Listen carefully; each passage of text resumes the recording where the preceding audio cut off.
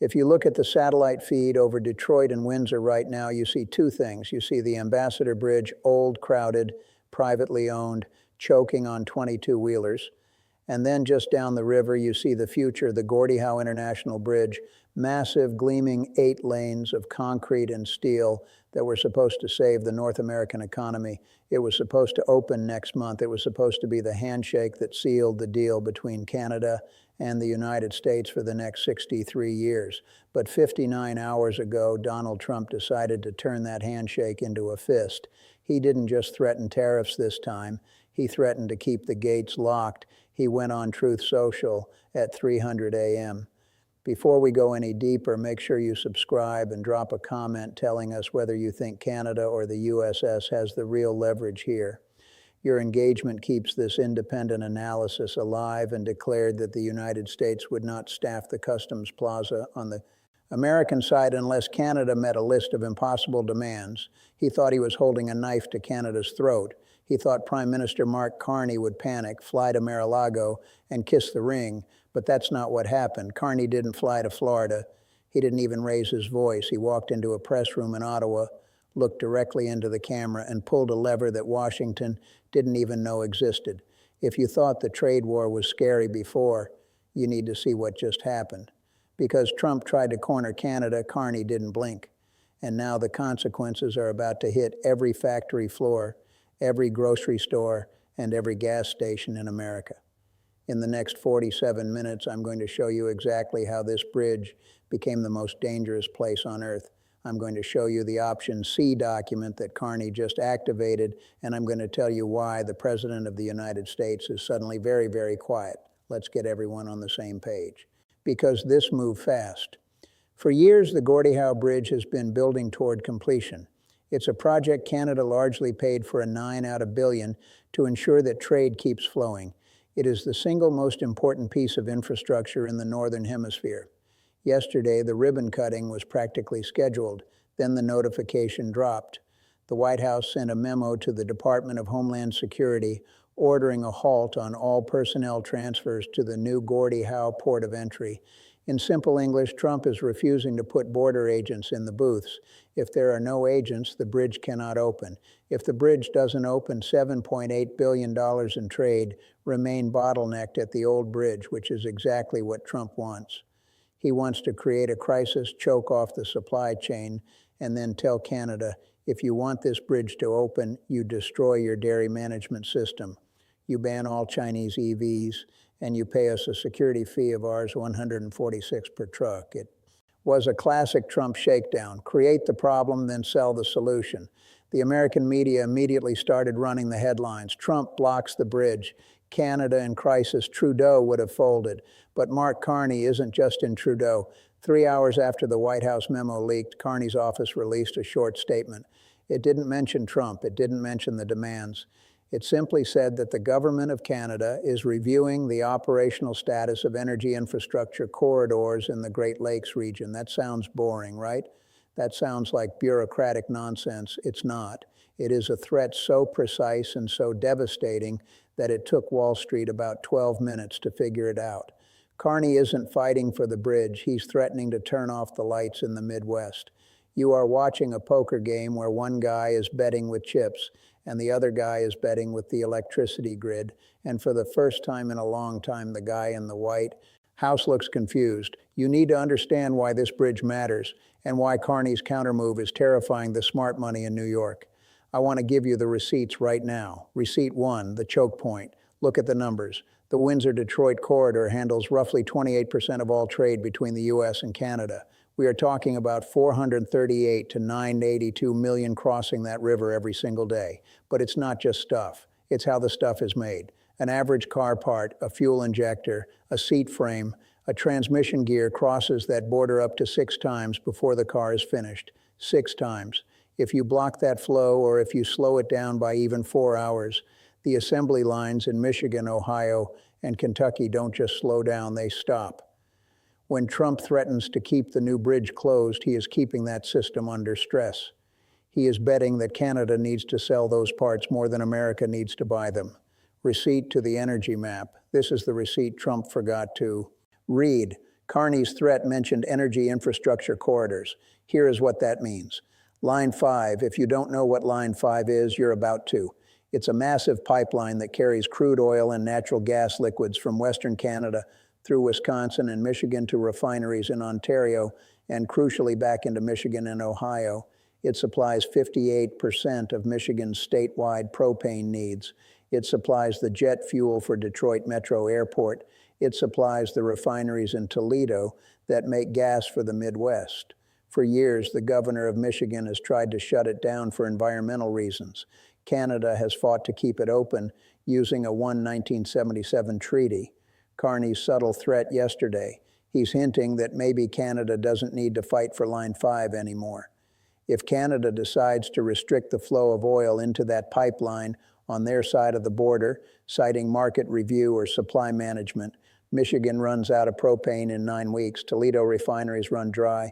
Gas prices in the swing. States that Trump needs, they don't just go up, they quadruple. Receipt 3. The market reaction. You want to know who believes Carney? Look at the bond markets. The moment the news hit that Carney was reviewing energy corridors, the Canadian dollar didn't crash. It actually ticked up, popped 9%. Why? Because traders know that Canada holds the commodities. Meanwhile, futures for Midwest heating oil spiked 7% in 11 minutes. That is the market telling you that they know Trump is bluffing and they know Carney has the actual barrel of oil. Received for the Union silence. Here is the dog that didn't bark.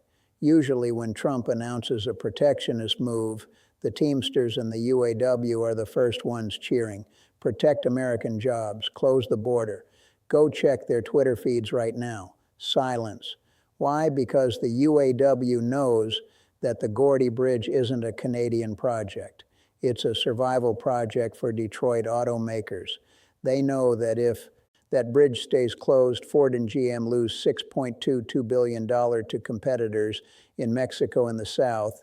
They are back channeling the White House right now, screaming at Trump to cut a deal, and Carney knows it. So why is Trump doing this, and why is it spiraling out of his control so fast? We have to look at the psychology of the bully. Trump operates on a very simple algorithm.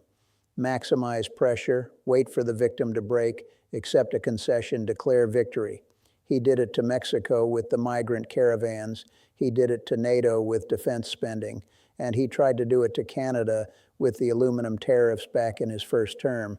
But the world has changed since 2016, and Canada has changed. Trump is losing control because he is using a 20th century weapon against a 21st century economy.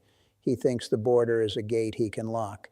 But the border isn't a gate anymore. It's a server. It's a pipeline. It's a just-in-time delivery algorithm. When he threatens to block the bridge, he thinks he's blocking Canadian lumber and Canadian steel. He thinks he's punishing foreigners. But because of 30 years of integration, he's punishing his own voters. If he blocks the bridge, the factory in Grand Rapids shuts down. The truck driver in Toledo loses his route. The construction site in Pennsylvania runs out of materials.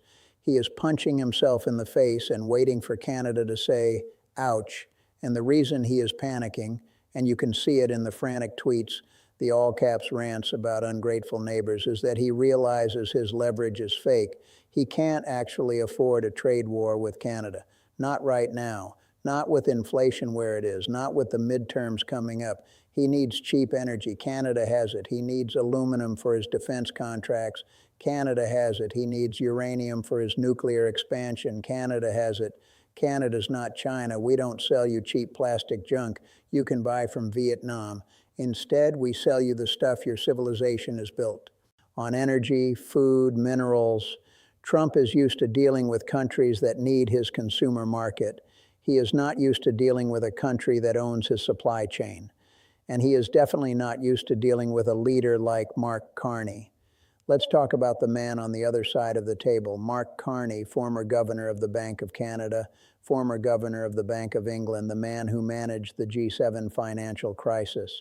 This is not a drama teacher. This is not a career politician who speaks in sound bites. Carney is a central banker. He thinks in terms of risk premiums, leverage ratios, and systemic shocks. When Trudeau fought Trump, he tried to charm him. He tried to appeal to shared history. He gave him photos of his dad. Carney treats Trump like a distressed asset. Notice what Carney didn't do. He didn't call Trump names. He didn't rally a protest. He didn't appeal to the international rules-based order because he knows Trump doesn't care about rules. Carney went straight to the balance sheet. His strategy is what military strategists call asymmetric escalation. Trump attacks a symbol, the bridge. Carney attacks a system, the energy grid. Carney understands that Trump is a creature of the news cycle. Trump needs a win today. Carney is playing for the quarter. He is playing for the fiscal year by threatening the energy corridor. Carney is targeting the donors who fund the Republican Party, the co-industries, the refiners, the logistics giants. He is making them pick up the phone and call the White House. He is outsourcing the pressure. He is making Trump's own allies do the work for him. And there's something else, sovereignty. For years, Canadian leaders have been terrified of being called anti-American. They walk on eggshells. Carney seems to have decided that the best way to be pro-Canadian is to stop caring about what the U.S. president thinks. He is signaling a massive shift in Canadian foreign policy. The Monroe Doctrine, as some are calling it, named after the U.S. Monroe Doctrine, but reversed. The idea is we will sell to you, we will trade with you, but we will not be held hostage by your domestic politics anymore. If you close the door, we open a window to Europe. If you block the bridge, we turn off the valve. It is cold, it is calculated, and it is the first time in history that a Canadian Prime Minister has looked at an American president and said, go ahead, make my day. So what does this mean for you? Maybe you're watching this in Ohio, maybe you're in Alberta, maybe you're in California. This isn't just a political squabble. This is the end of the unguarded frontier. For 100 years, we lived with a myth. The myth that the U.S. and Canada were basically the same country with different flags. That the border was just a formality. That myth died this week. If this bridge dispute continues, we are looking at a permanent thickening of the border. It means prices for cars go up and stay up. Prices for gas in the Midwest become volatile. Food prices, especially in winter, skyrocket on both sides. But the bigger implication is geopolitical. If the United States cannot open a bridge with its closest ally, how can it lead the world? How can Washington tell Europe to trust them? How can they tell Taiwan they have their back if they can't even staff a customs booth in Detroit? Because the president wants to score a political point. The Pax Americana is officially over. You are watching the U.S. retreat from being a global leader into being a regional bully. And the tragedy is the bully is losing. Mark Carney is showing the rest of the world the blueprint for how to handle a post-American America. You don't negotiate, you insulate, you build leverage, and you wait for them to fold. There was a moment yesterday that sums this whole thing up. Reporters caught Carney leaving Parliament Hill. A journalist from Fox News shouted a question at him. He asked, Mr. Prime Minister, are you worried that President Trump will slap a 33% tariff on the bridge tolls? Carney stopped. He didn't smile. He just adjusted his cufflink, looked at the reporter, and said, the bridge is built, the concrete is dry, we're opening it. Whether the Americans decide to show up for work is entirely up to them. And then he got in his car. That is the energy. We are moving forward. You can join us or you can stay behind. So where do we go from here? The clock is ticking.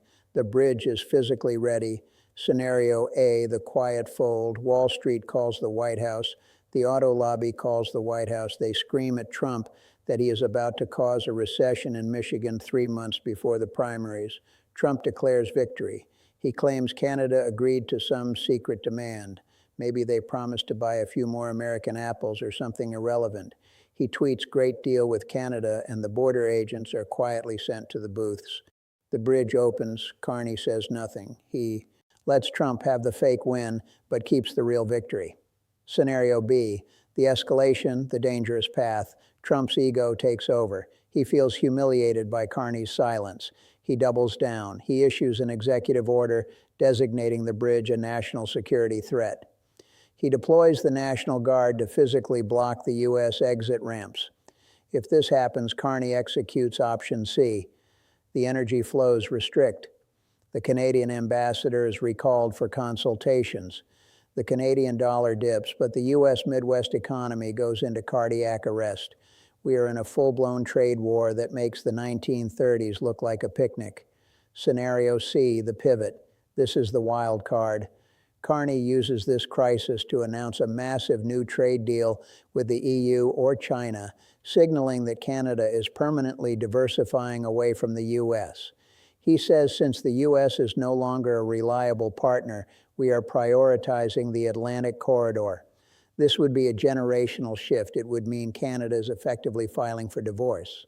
Right now, looking at the silence from the White House, I think we're heading for scenario A. But with Trump, you never know when he's going to flip the table just to hear the glass shatter. This is history happening in real time. We used to think the Canada-US relationship was like gravity. It just existed. It couldn't be broken. Donald Trump proved it can be broken. Mark Carney is proving it can be leveraged. The bridge is just steel and concrete.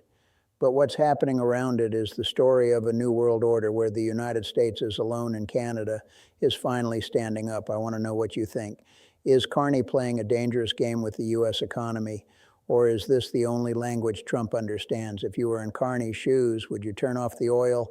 Let me know in the comments, and make sure you subscribe and hit the bell, because if that bridge opens or if it stays closed, you're going to need to know what happens to your wallet. But the next morning,